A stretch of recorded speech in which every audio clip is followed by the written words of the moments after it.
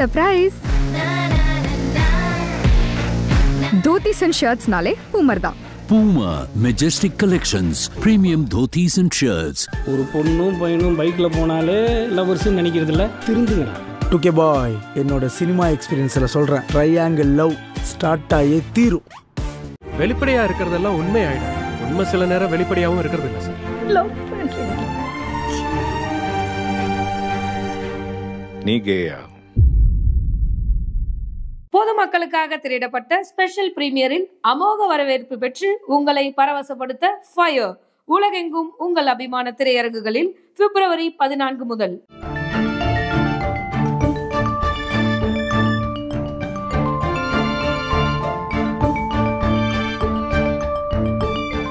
உங்கள் ஜீரண கோளாறுகளுக்கும் வயிற்றெரிச்சலுக்கும் சரியான ஒரு தீர்வு. டூரிங் டாக்கி ரசிகர்களுக்கு வணக்கம். வாங்க லென்ஸ் நிகழ்ச்சிக்கு போகலாம்.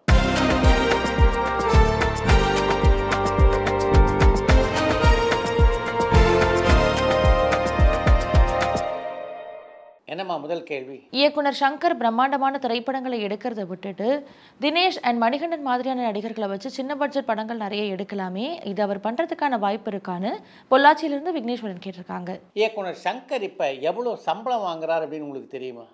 அவர் இப்போது வாங்கி கொண்டிருக்கின்ற சம்பளத்தில் 10ல் 1 பங்கு தான் மணிகண்டன், தினேஷ் ஆகியோர் நடிக்கின்ற படங்களுடைய தயாரிப்பு செலவே. அப்படி இருக்க அது போன்ற படங்களை சங்கர் இயக்குவதற்கான வாய்ப்புகள் இருக்கா? நீங்களே சொல்லுங்க. Ajith sir Vijay sir and Vijay sir Ajith sir என்ன சொல்லி கூப்பிட்டுப்பாங்கன்னு காஞ்சிபுரம்ல இருந்து சரவணன் கேட்டிருக்காங்க. உங்களுக்கு ஒரு நண்பர் கணேஷ் அப்படின்ற பேரில் இருக்காருன்னு வச்சுக்கோங்க.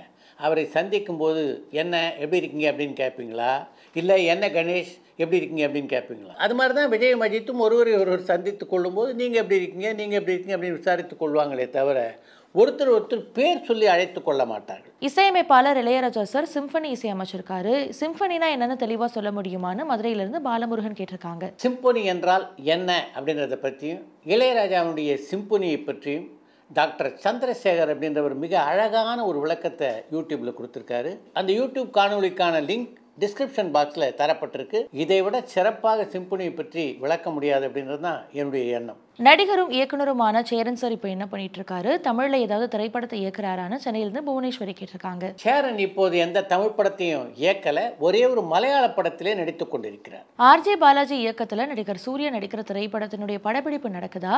அந்த படத்தினுடைய தயாரிப்பு நிறுவனமான ட்ரீம் வாரியர் பிக்சர்ஸுக்கும் இயக்குனரான ஆர்ஜே பாலாஜிக்கும் இடையே ஏதோ பிரச்சனைன்னு சொல்றாங்களே, அது உண்மையான சாத்தூர்ல இருந்து ரவிச்சந்திரன் கேட்டிருக்காங்க.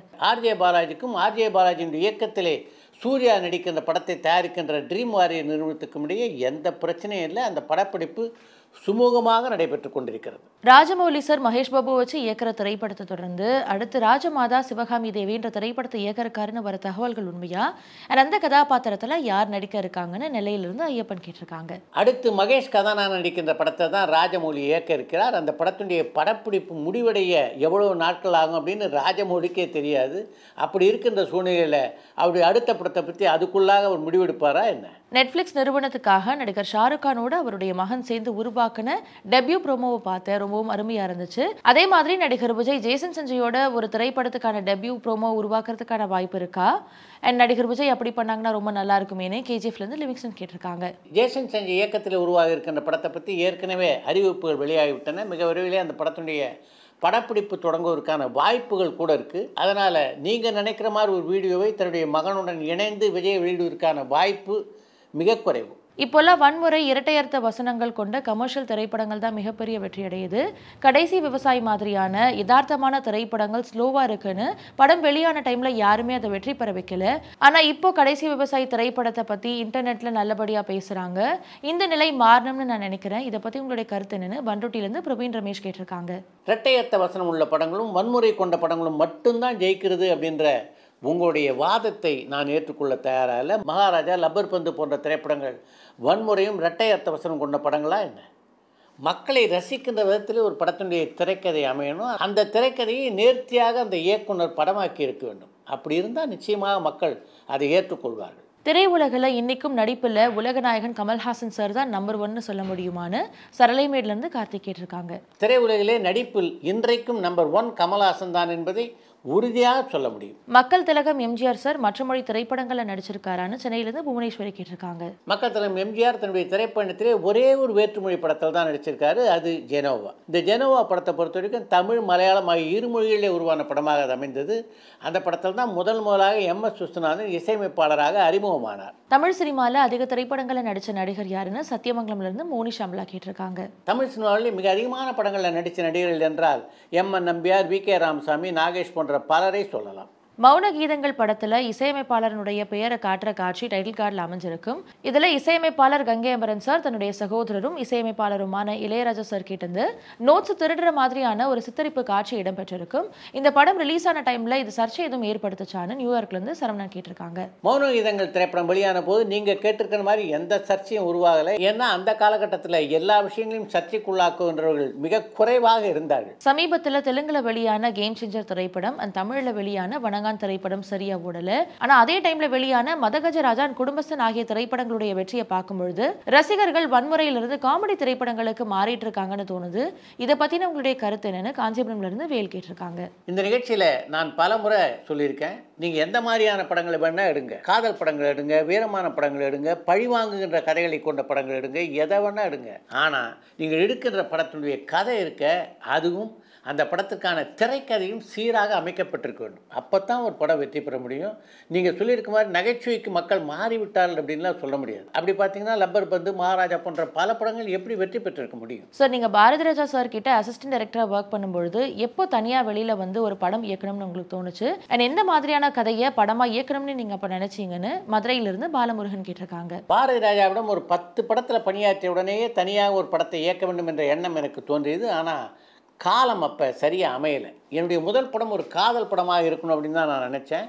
அதன் காரணமாகத்தான் மோகன், ரேவதி ஆகிய இருவரையும் அந்த படத்தில் நடிக்க வைக்க வேண்டும் என்றும் நான் முடிவெடுத்தேன்.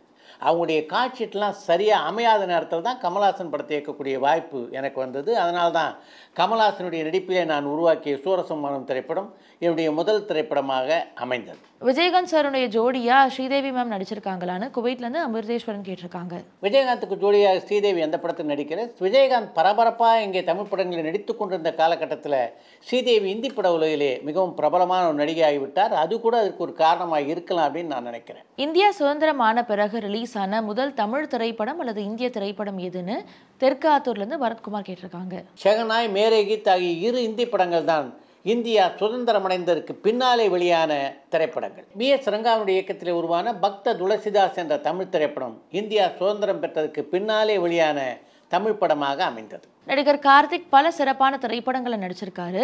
அவருக்கு சிறந்த நடிகருக்கான விருதுகள் எதுவும் கிடைச்சிருக்கான்னு கடலாடியிலிருந்து பாலசுப்ரமணியன் கேட்டிருக்காங்க. நவரசநாயகன் கார்த்திக் சிறந்த நடிப்பிற்காக தமிழ்நாடு அரசின் விருதையும் பெற்றிருக்கிறார், ஆந்திர அரசின் விருதையும் பெற்றிருக்கிறார். ஆனால் தேசிய விருதை பெற்றதில்லை. சார், நீங்கள் தயாரித்த மண்வாசனை திரைப்படத்தினுடைய பாகம் 2 வெளியாக இருந்துச்சுன்னா அந்த திரைப்படத்தை யார் இயக்குனா அண்ட் கதாநாயகன் கதாநாயகியா யார் நடிச்சா நல்லா இருக்கும் நீங்கள் நினைக்கிறீங்கன்னு சாத்தூர்லேருந்து ரவிச்சந்திரன் கேட்டிருக்காங்க. மண்வாசனை 2ஆம் பாகம் உருவானால் கார்த்தியும் சாய் பல்லவி மேலே ஜோடியாக நடித்தால் நன்றாக இருக்கும் என்பது என்னுடைய எண்ணம். சூப்பர் ஸ்டார் ரஜினிகாந்த் சாரை வச்சு இயக்குனர் ராஜமௌலி திரைப்படம் இயக்கிறதுக்கான வாய்ப்பு இருக்கான்னு நெல்லையிலிருந்து ஐயப்பன் கேட்டிருக்காங்க. ஒரு பக்கம் ராஜமௌலி, இன்னொரு பக்கம் ரஜினிகாந்த் ஆகிய இருவருமே பரபரப்பாக இயங்கி கொண்டிருக்கிறார்கள். அப்படி இருக்கின்ற போதிலும் அவள் இணைவதற்கான வாய்ப்பு இல்லவே இல்லை அப்படின்னு சொல்ல முடியாது.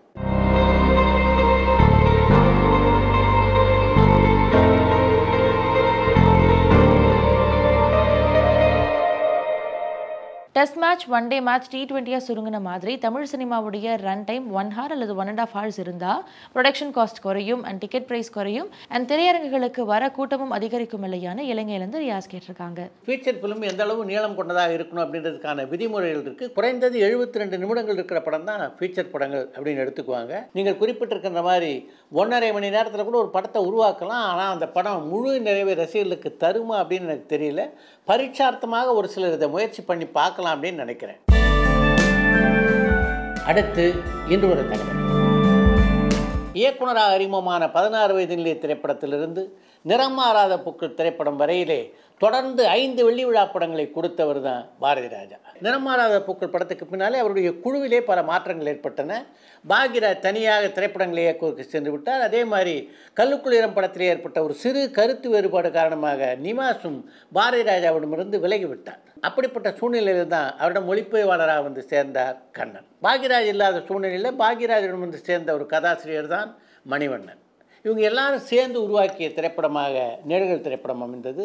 அந்த படத்துக்கு நல்ல விமர்சனங்கள் கிடைத்தாலும் மிகப்பெரிய தோல்வி படமாகவே அந்த படம் அமைந்தது. ஏற்கனவே பாரதிராஜனுடைய வெற்றியின் மீது பொறாமை கொண்டிருந்த பலர் பாக்யராஜின் நிவாசம் இல்லாமல் எப்படி பாரதி ராஜாவால் வெற்றியை கொடுக்க முடியும் என்று பேசத் தொடங்கிவிட்டார்.